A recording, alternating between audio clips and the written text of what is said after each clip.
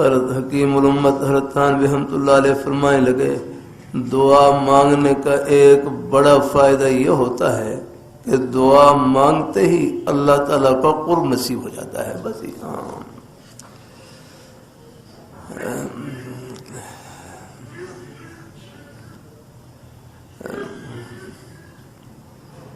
اللہ تعالیٰ اپنی مہربانی فرمائے. اللہ اپنی مہربانی فرمائے.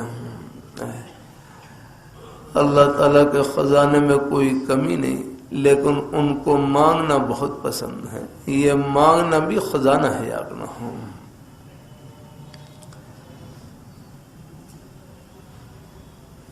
اللہ تعالیٰ اپنی بارگاہ مقبول فرمائے.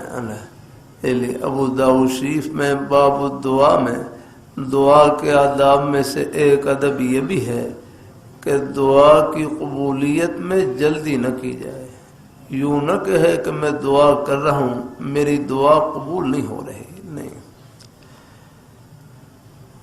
ہر دعا قبول ہوتی ہے انشاءاللہ. چند ایک موانے کا ذکر آتا ہے ورنہ ہر دعا قبول